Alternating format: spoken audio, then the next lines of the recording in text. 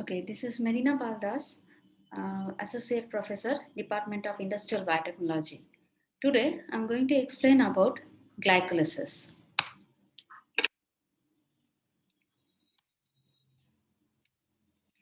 So, in the glycolysis, we are going to explain the introduction, definition, and the location where the glycolysis takes place, the enzyme involved in this metabolic reaction, and the reaction steps, individual reaction steps involved in this metabolic pathway, and we'll calculate the energy involved after this metabolic reaction. And also, we are going to study how to regulate this metabolic pathway. So glycolysis, it is comes from two Greek words. The first one is the glykis, that means sweet, and the another one is lysis, that means breaking down. So the three scientists who have found this metabolic pathway, based on their name, this metabolic pathway also known as Embden-Mayoff-Parnas, or shortly EMP pathway. So it is a catabolic process, like it is a catabolism of glucose, where glucose is partially oxidized into pyruvate. So we can see that the 6 carbon glucose will be converting to the 3 carbon pyruvate. So when it is converting, the one molecule glucose will be the starting of reaction, and the end of this metabolic pathway we are going to get 2 molecules of pyruvate. So if you see this, that it is a first stage of the glucose metabolism, where the glucose is converting to the pyruvate. So if you see the next stage, where the pyruvate is converting to the acetyl CoA with the help of the pyruvate dehydrogenase complex, and then in the third stage of the glucose metabolism, where this acetyl CoA will enter into the citric acid cycle. So at the end, when the glucose, the oxidation is going to complete, it will enter to the fourth stage, that is a electron transport chain, and it will produce the energy. So as we can see that it is a metabolic pathway. So definitely it is involved a series of biochemical reactions, which is catalyzed by different enzymes, and the end of the reactions we can see that it is producing energy, and this energy is comes which is contained in the covalent bond. So this metabolic pathway occurs aerobically, that means in presence of molecular oxygen, as well as anaerobically, that means in absence of molecular oxygen. So when you are talking about the aerobic condition, in that case, the glucose is converting to the pyruvate. Pyruvate enters into the TCA cycle or citric acid cycle. Then it is going to the electron transfer chain and it is producing energy. But in case of the anaerobic glycolysis, here we can see the glucose is converting to the pyruvate, and pyruvate will convert to the lactate. Here it will not go to the electron transfer chain, because once it will be the aerobic condition, when it is going to the electron transfer chain or citric acid, the presence of oxygen is must. So as in anaerobic condition there is no oxygen, it will not enter to the citric acid cycle. So it will be producing directly lactate. So now we'll come to know the definition. So how we'll define the glycolysis? So glycolysis is the sequence of 10 enzyme catalyzed reactions that converts one molecule of glucose, that is 6 carbon compound, into two molecules of pyruvate, that is 3 carbon compound, with simultaneous production of ATP. So I told you it is a metabolic pathway. So in this pathway, 10 reaction steps will be there, and each reactions will be catalyzed a particular enzyme, and the starting molecule is glucose and the end molecule is pyruvate. So the two molecules, the 6 carbon, anyhow it will get the split up, and the 3 carbon, so the two molecules product, that is a pyruvate, we are going to get. And in this cycle, we are in this pathway, we can see that there will be production of ATP. Now, how much will be producing the ATP by breaking down this biomolecules, that will calculate in the energetics section. So now if you see the location, like where it takes place, Okay, so almost in the all cell in our body, that not only body, in every living cells, it is the this glycolysis taking place, but mainly that extra mitochondrial fraction of the cell, that means the cytosol. So all the enzymes actually present in the cytosol, so that's what it is taking place in the cytosol of the cell. So here we want to know that what are the enzymes involved to catalyze the various steps of glycolysis. Okay, so there are definitely 10 enzymes are required. So the first one is hexokinase or glucokinase. Hexokinase or glucokinase, if you see this, that a kinase means where the phosphate group, the addition deletion will be there, no? That type of reaction is the phosphate group. There only kinase enzyme will use. So basically both the hexokinase and the glucokinase, the functions are same. But the only the difference is the hexokinase will be available in all cells, but the glucokinase specifically will be available in the liver cell. Again, I'm telling you that both the cells having, both the enzymes having similar type of function.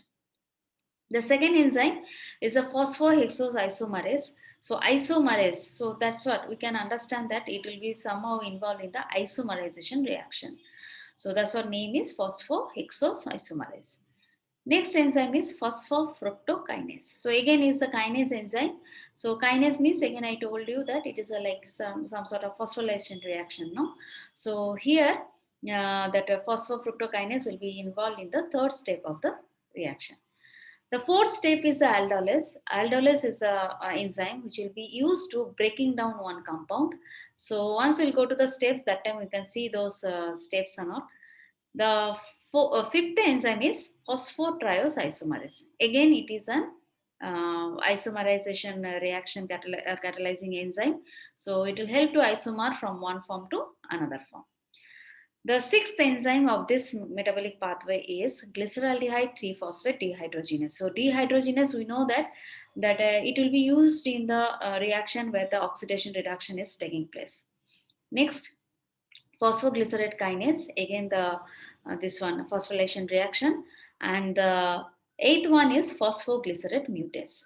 So phosphoglycerate mutase we know that where there is a transposition of the functional group, that time we are using the mutase enzyme. So here we will be having phosphoglycerate mutase. The next one is the enolase. Enolase is a reaction where we'll be using where the dehydration takes place. So that's what the ninth enzyme is enolase. And the last one, that is a pyruvate kinase. So again, we can see that here also the phosphorylation reaction will be there. So if you see this, the total 10 enzyme, the 4 enzymes are kinase. Like in the 4 reactions, we can see that where the phosphate group will participate. So all these enzymes, no, they are having some specific functions. So specific function means they're catalyzing some specific type of reaction.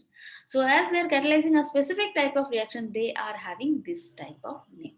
Okay, so every enzyme will be having importance.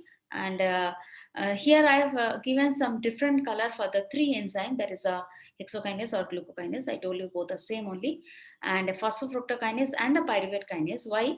Because these 3 enzymes are mainly controlling the glycolysis pathway. So when you'll study that regulation, no, that time we'll come to know the how it is regulating.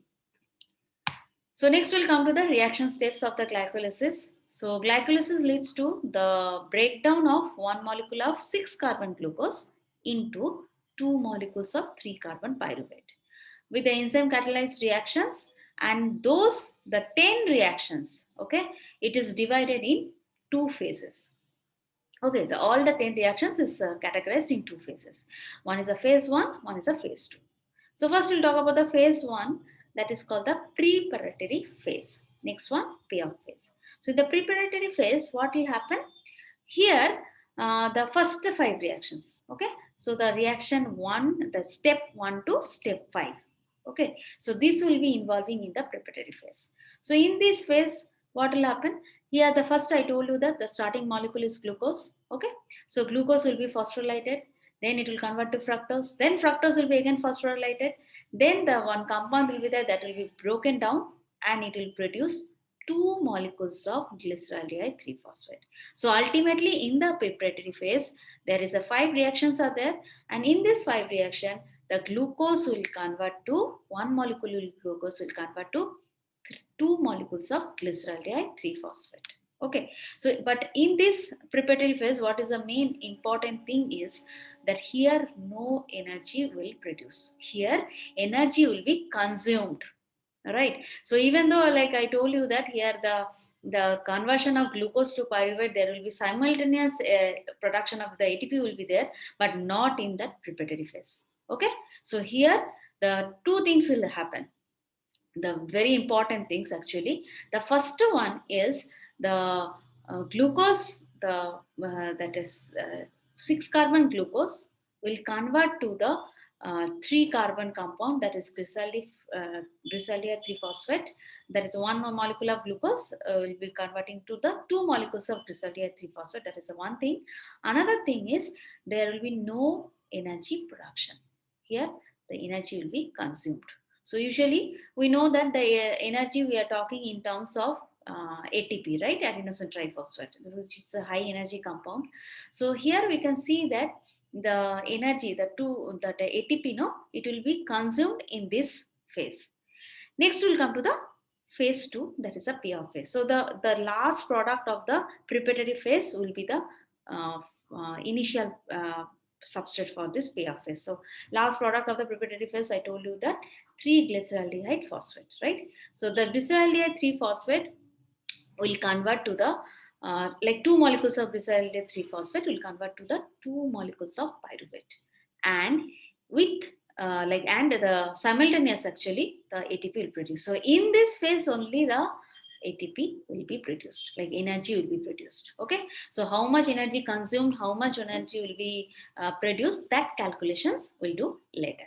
So now I'll show you what are the steps involved. So I'll show you with the like phase wise. So actually I told you that there are 10 steps are there. So among the 10 steps, all the steps will be reversible reaction except 4 steps.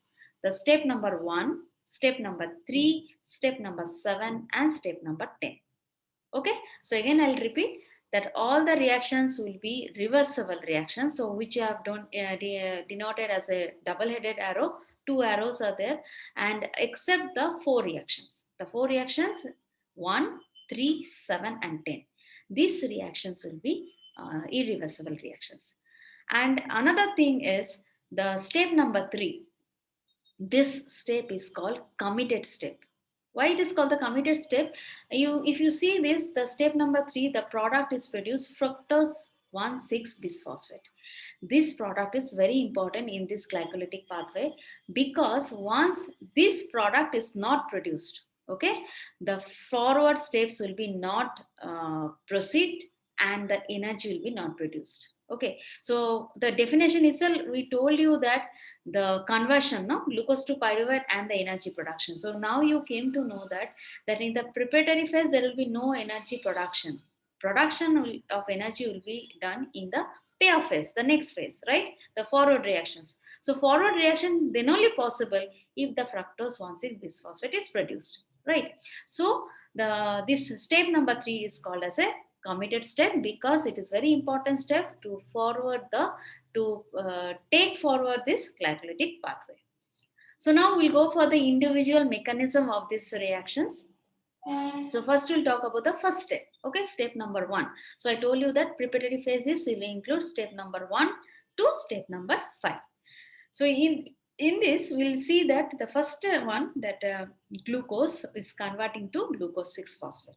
So glucose will be in its 6th position, the phosphate group will attach, and this phosphate group will be obtained from ATP. So once the ATP is giving the phosphate group to the glucose, the ATP will convert to ADP. So now we can understand that how the energy is consumed. So ATP is high energy compound, right? So ATP is consumed and ATP is produced. Okay, and as you can understand that the glucose it is the 6th position phosphate groups is attached. Okay, so addition of phosphate. So this is a phosphorylation reaction. So it is the enzyme is hexokinase. So Hexokinase, glucokinase, both are same only. So as I have given for the general procedure, so I have mentioned here hexokinase. So, but in case of the liver cell, in place of the hexokinase, it will take glucokinase. Okay, so glucose 6-phosphate is produced. That is the first step product. So next it will go to the second step. Here what will happen, the glucose 6-phosphate will convert to the fructose 6-phosphate. So we know that glucose and fructose are isomers. So glucose is a aldehyde and like aldose, and the fructose is a ketose. Okay, so the aldose will convert to the ketose. Everything will be same. They are also in the glucose 6 position phosphate is there. Here also fructose is having the 6 position phosphate group. Only the difference is the functional group, right? There will be having aldehyde, here will be having what? Ketone. So now what will happen? This glucose 6 phosphate will convert to fructose 6 phosphate as it is an isomerization reaction. So the enzyme will be isomerase. Okay. So it will be, it is a hexose, right? Anyway, the glucose also 6 carbon, fructose also 6 carbon. So it is a hexose. So it is the phosphorylated hexose. So that's what the enzyme is, phosphohexose isomerase. So I told you that all the enzymes are having the significant based on their reaction type. Okay, so the previous one we have seen the kinase, that is a phosphorylation reaction. Next reaction we are seeing that it is isomerization reaction, so it is a phosphohexose isomerase. Next reaction, the reaction number 3, that's what I told you, that committed step, or it is also one type of phosphorylation reaction. Here what will happen, fructose 6-phosphate was there, in that one additional phosphate group will attach in the fructose carbon number 1 position. So it will be fructose 1,6-bisphosphate, right? So again, this phosphate group from where it will come? It will come from the ATP. So ATP will give one phosphate group to fructose 1-phosphate and it will become ADP, right? So the fructose will be now having 2 phosphate group. That's what it is called, bisphosphate. Okay. So the fructose 1,6 to bisphosphate will produce, and the enzyme will be phosphofructokinase. So the phosphate group will attach at the fructose, right? So that's what phosphofructo, and they are only the additional of another phosphate group. So that is a kinase. So up to that, third step is over. Next, we'll go to the fourth step of this reaction. So if you see the fourth step, I told you that in the preparatory phase, the glucose will convert to the fructose and the fructose will phosphorylate it, then the compound will be breaking down. Here is the breaking down things will happen. So the fructose 1,6-bisphosphate, still now it is in 6 carbon. Glucose was 6 carbon, glucose 6-phosphate was 6 carbon, fructose is 6 carbon, fructose 1,6-bisphosphate also 6 carbon. Now this 6 carbon will be breaking down. So 6 carbon, when it will break equally. 3 carbon, 3 carbon, 2 compound will get. Okay. So the 3 carbon compound is dihydroxyacetone 3-phosphate. Another compound is glyceraldehyde 3-phosphate. Okay. So these 2 compounds are having 3 carbon and 3 carbon. So 6 carbon split it in what? 3 carbon, 3 carbon, 2 compounds. So this splitting, this reaction will be catalyzing by one enzyme that is called aldolase. Okay, so now after this fourth step, we'll be getting the 2 isomers, because they are both the 3 carbons. Okay, and they are also having the difference between the functional group. Dihydroxyacetone, if you see there by name itself, we can understand that it is having the ketone group. A short form we'll call as a DHAP, and glyceraldehyde 3-phosphate, where we will also having the functional group, the aldehyde, right? So the ketone and aldehyde, other than everything is same. So again, they are isomers, so they also will be interchanging with each other. So that is the fifth reaction of this preparatory phase, and that is the last reaction of the preparatory phase. So ultimately what will happen, and the enzyme is phosphotriose. Triose, why? Because it is a 3 carbon. See, till now we are talking about the hexokinase or second step. If we see the enzyme phosphohexose isomerase, right? So it is all about 6 carbon. But in the step number 5, that compound is involved in this reaction, or the molecules involved in this reaction are 3 carbon. So that's what we call as a triose. Okay, so also they have attached with the phosphate group, so that's what it is called, phosphotriose isomerase. Why isomerase? Because they are isomers, right? So their isomerization reaction is involved. So that's what it is called, phosphotriose isomerase. So ultimately what will happen, the end of the preparatory phase, even though they will be can interchange, it is a reversible reactions. Ultimately, the end of the preparatory phase, all the dihydroacetone will convert to the glyceraldehyde 3-phosphate. Right? So initially one glucose is splitted to one molecule of dihydroxyacetone 3-phosphate and one molecule of glyceraldehyde 3-phosphate. But ultimately, the end of the preparatory phase, all the dihydroxyacetone will convert to the glyceraldehyde 3-phosphate. So end of this, only the glyceraldehyde 3-phosphate will be there. So how many glyceraldehyde 3-phosphate will be there? Definitely 2. So we got 2 molecules of glyceraldehyde 3-phosphate which will enter in the payoff phase. So now we can see the payoff phase where we can see this, that the 2-glyceraldehyde 3-phosphate is the starting molecule. So everywhere you can see this, all the reaction, no, I have marked in a black color. 2 means that is the 2 molecules. Okay. So first one will start here, the payoff phase. I told you that here also 5 reactions will be there. The reaction number 6 to reaction number 10. Okay. So here the first reaction is oxidation reaction. Okay, so oxidation reaction, what will happen? The glyceraldehyde 3-phosphate will be participating in the oxidation reaction. Okay, and it will produce 1,3-bisphosphoglycerate. How it will be? So glyceraldehyde 3-phosphate, glyceraldehyde, that means it is having aldehyde. So when the aldehyde is going for the oxidation reaction, we know that it is producing acid, right? So actually it will produce bisphosphoglyceric acid, right? So the glyceraldehyde 3-phosphate will convert to the 1,3-bisphosphoglyceride. It is the oxidized form of that glyceraldehyde 3-phosphate. Okay, so it is oxidized and produces product. Okay, now this is all about 3 carbon. Okay, already glyceraldehyde also 3 carbon. Now here after all the compound, whatever we'll get a 3 carbon. Okay, no. So glyceraldehyde 3-phosphate is oxidized and it is produced the 1,3-bisphosphoglycerate. So aldehyde group is oxidized to acid group. So we know that whenever there will be an oxidation reaction, there will be one reduction reaction, because oxidation and reduction there will be simultaneously. So where the reduction will be done? So here what will happen? The reduction will be done in NAD plus. So NAD is nicotinamide adenine dinucleotide. Okay, so this is one coenzyme. This will convert to the, after reduction, NADH. So here the all about the 2 molecules, right? So that's why the 2 NAD plus will convert to 2 NADH plus H plus. So the enzyme, because it is an oxidation reduction reaction of glyceraldehyde 3-phosphate. So the enzyme is glyceraldehyde 3-phosphate dehydrogenase. So actually the hydrogen which is coming out from, because we know that when the normally very simple language, when you are talking the oxidation means removal of hydrogen, right? Removal of hydrogen means what? Dehydrogenase, right? Dehydration, how we are talking, removal of water. So similarly, dehydrogenase, that means removal of hydrogen. So from where hydrogen is removed? From the glyceraldehyde 3-phosphate. So that's what the enzyme is, glyceraldehyde 3-phosphate dehydrogenase. Okay, and that hydrogen will take. So that is oxidation part is over. So now that hydrogen will take, that will be taken by the NAD plus. So NAD plus will take that hydrogen and it will become NADH. So addition of hydrogen means what? Reduction. Okay. So next we'll go to the 7th step. The 7th step is called as a substrate level phosphorylation. What is the meaning of substrate level phosphorylation? This means that when the phosphate group will transform from high energy compound to low energy compound.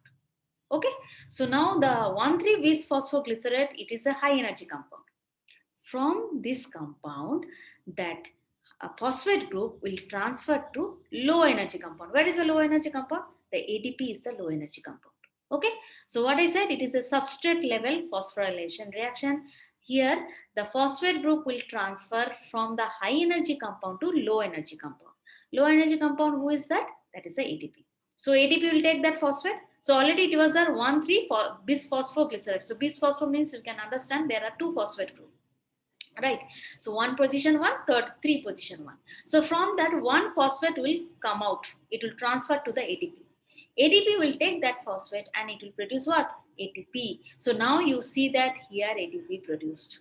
So it is all about the 2 molecules. right? So that's what the 2 ATP will involve because of the each molecule, each 1,3 bisphosphoglycerate 1 ATP, right? So 2,1,3 bisphosphoglycerate means how many ATP? 2 ATP. So the 2 ATP will take 2 phosphate and ultimately it will produce how many ATP?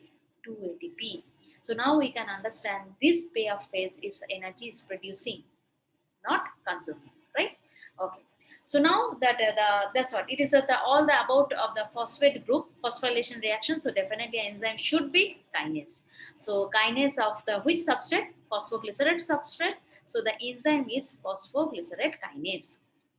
Okay, so this is the 7th step over. Next, we'll move to the 8th step. In the 8th step, mutase, I told you that here only the transfer of the phosphate group will be done. Okay, transfer of phosphate group means it will be transferred from one position to the another position. Compound will be same, only the group position will change. So the mutase, and what is the substrate? Phosphoglycerate. So the enzyme is phosphoglycerate mutase. Where the position will change, the phosphate initially it was there in the 3rd position. Now it will come to the 2nd position. So the 3-phosphoglycerate will convert to the 2-phosphoglycerate. Okay, so it is a transposition reaction. Okay, so next one will come the 9th step. So here will be, I told you, the dehydration reaction. So that from the 2-phosphoglycerate, the like from 1-2-phosphoglycerate, one molecule of water will remove, right? It is a dehydration reaction. So from the 2 molecule, how many water will remove? 2 molecules, right? So the once the water is removed, all are 3 carbon. Only the thing is that you see that there is no carbon removal is there. Okay, so once we got the 3 carbon glyceraldehyde 3 phosphate, that only coming down. Only the we have seen that water only are gone. Water means H2O. Here there is no carbon is there, right? So the 2-phosphoglycerate will convert to the 2-phosphoenol pyruvate. This is the dehydrated product of the phosphoglycerate. The enzyme is enolase. So remember that enolase is the enzyme which is involving in the dehydration reaction. And the last step of this like glycolytic pathway, that is another substrate levels phosphorylation. So there is 2 substrate level phosphorylation. One is a step number 7, another is the step number 10, right? So again, substrate level phosphorylation means what I told. It is the transfer of phosphate group from high energy compound to low energy compound. So here who is the high energy compound? Here the phosphoenol pyruvate is the high energy compound. Okay, and from this the group is transferring to the low energy compound, that is the ADP. So ADP, adenosine diphosphate. So once the ADP will take that phosphate, one more phosphate will add, right? So initially diphosphate means 2 phosphate. Now one more phosphate group, that means ATP, triphosphate. So now ATP become high energy compound and it is producing the energy. So again that the energy is produced, right? And what is the product? Phosphoenol pyruvate. From that, if it is the phosphate group is gone, ultimately we'll be getting what? Pyruvate. So how many pyruvate? 2 pyruvate. So now we can understand pyruvate also how many carbon? 3 carbon. So we have started with 6 carbon, 1 molecule of glucose, and we have finished with 2 molecules of 3 carbon pyruvate. Okay, so the step number 4, if you can remember, there only the splitting up is there. Okay, and I told you that all the reactions are reversible except the step number 1, 3, 7, and 10. Okay, so this is all about the reactions involved in the glycolytic pathway. So the overall reaction of the glycolysis, if you see that, okay, not stepwise, overall, which is a starting molecule, which is the end molecule. So the each molecule of glucose gives 2 molecules of pyruvate. Okay, we have seen that, and therefore the total input of the all 10 reactions can be summarized as the glucose, okay, 2 inorganic phosphate, 2 adenosine diphosphate, and 2 NAD plus. So all together, whatever we are given the input, this is the things. And what we got as a output product, 2 pyruvate, okay, 2 NADH, 2 ATP, 2 H plus, and 2 H2O. So we can understand that 2 pyruvate last we have seen, and 2 ATP is produced, and 2 NADH and 2 H plus together it is produced, and the water in the dehydration reaction. So next we'll come to the energetics, which is giving the what is the idea about the how much energy produced in this in this process. So here I have showed you the aerobic glycolysis as well as anaerobic glycolysis. So if you see this, the all the like the 4 steps, no, 1, 3, 7, 10, right? So in this 10, these 4 steps are similar for both. Only one additional steps are there in aerobic glycolysis. They are the extra energy will produce. So first we'll tell the common step, then I'll tell the exceptional step. So the first step, glucose to glucose 6-phosphate for both cases. In case of aerobic or anaerobic, there will be consumption of 1 ATP. No change. Step number 3, fructose 6-phosphate to fructose 1,6-bisphosphate. There also will be the same thing. There will be also consumption of 1 ATP. Next, we'll come to the, so consumption of ATP for both cases same, the 2 ATP, right? Next will be the energy production. So first we'll tell the common things. So 1,3-bisphosphoglycerate, which will convert to the step number 7, 3-phosphoglycerate. They are 2 ATP produced. And the last step, the phosphoenol pyruvate to the pyruvate, they are also 2 ATP will produce, right? Okay, so first we'll calculate the anaerobic, then I'll come to the aerobic. So the 2 ATP means consumption, and gain of ATP means 2 means 4. So ultimately total energy gain in case of the anaerobic is 4 minus 2 equal to 2 ATP. Okay, clear here.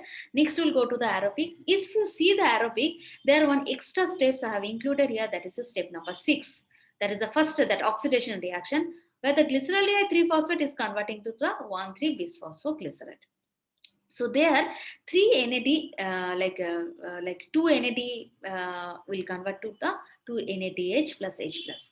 So this NADH will, I told you that the glycolysis is actually the what to say, it is a first stage of the glucose metabolism. So in presence of oxygen, what will happen, that this NAD plus will go to the ETC. Okay, and after going to the it is possible only in presence of oxygen. So this NAD plus directly will go to the ETC and it will produce the ATP. Okay, and so 1 molecule of NAD, if you calculate, it will produce around 3 molecules of ATP. Okay, what I said, 1 molecule of NAD will convert to the 3 molecules of ATP. It will be done through the oxidative phosphorylation reaction through electron transport chain in mitochondria. Okay, so this is possible only in presence of oxygen. So here we have 2 molecule of NAD. So how many ATP? 6 ATP. 2 into 3, 6 ATP. Right? So ultimately, in case of the aerobic glycolysis, one extra energy will get, that is because of that oxidation reaction. That NAD will convert to the ATP because of presence of oxygen. So ultimately, what is the gain of ATP? So it will be 6 ATP from the step number 6, and the 7 and 10, there will be 4 ATP. So ultimately gain of ATP, if you see that 10 molecules of ATP will produce. So total energy gain, already 2 ATP is consumed, right? So the 10 minus 2 equal to 8 ATP. Okay, so if you go for the aerobic glycolysis, we'll be getting the 8 ATP. If you go for the anaerobic glycolysis, we'll be getting the 2 ATP. So next we'll come to the regulation. So how to regulate? Okay, so the 3 enzymes I'll tell you, that is a very important enzyme, which will be the hexokinase, the step number that first we have seen, and the phosphofructokinase, step number 3, the enzyme, and the step number 10, that is a pyruvate kinase. So these 3 enzymes is controlling the glycolytic pathway. So there, here I have mentioned with the green color, the which is the activating the enzyme, and the red color, which is the inhibiting the enzyme. So we know that once the energy is like enzyme is getting activated, reaction will proceed the forward. Once the enzyme is inhibited, the enzyme will be stop the reaction, right? So when there is a more amount of glucose in the body, okay, so that time what will happen, the hexokinase will get activated and it will forward the reaction. But when there is a more amount of glucose 6-phosphate, the same time the reactions will be inhibited. Okay, the hexokinase will not forward the reaction. Okay, next the phosphofructokinase, where the amount of the AMP, adenosine monophosphate, or fructose 2,6-phosphate, when it is more in the cell, that time it will activate the phosphofructokinase enzyme. Where the ATP is more or the citrate is more, okay, the citrate is the first product of the TCA cycle. When this is more, they'll stop this cycle. So phosphofructokinase is stopped. Okay, so once the phosphoprotein kinase stop, I told you that this is a committed step, the reaction will not proceed. Okay, next one will come the pyruvate kinase, that is the last step enzyme. Here also the fructose 2,6 phosphate, when it will be there, that time it will activate. And but if the alanine, it is one amino acid, aliphatic amino acid, when the alanine is more there in the cell, or where there is the more ATP, that time pyruvate kinase will be stopped. So now we can understand that when there is a more glucose, the glycolytic pathway will be going forward. But when there is a more energy already it is there in the cell, that time there is a no need of much more production of the ATP. That time they'll stop this glycolytic pathway. Okay. Then one more regulation will be there, that is hormone based regulation. So we know that from the pancreas we have the two hormones are secreting, that is insulin and glucagon. From the beta cell of the islets of Langerhans is secreting the insulin, and where the alpha cell is having the secreting the glucagon. So we know that the insulin will be activating the all enzymes. So we know that insulin will be controlling the blood sugar level, right? So it will be reducing the glucose level in the blood. So how it will control the glucose level, how it will reduce? Because once we have the more amount of glucose, this insulin will induce the enzymes, all the 10 enzymes, it will activate the enzyme to proceed the glycolytic pathway. Okay, so then only glucose will be metabolized, good glucose will be catabolized. Okay, so insulin will be activating all the enzymes. In the reverse way, the vice versa, if you see that, we know that glucagon will increase the blood sugar level, blood glucose level. So when there is a no glucose in the blood, okay, so that time what will happen, they'll stop this glucagon, will inhibit all the enzyme. So that time there will be no glycolysis, so the glucose will be as such and it will come to the blood. So that's what, by this way, the whenever the body requires, the enzymes, the biomolecules will regulate the glycolytic pathway. Thank you.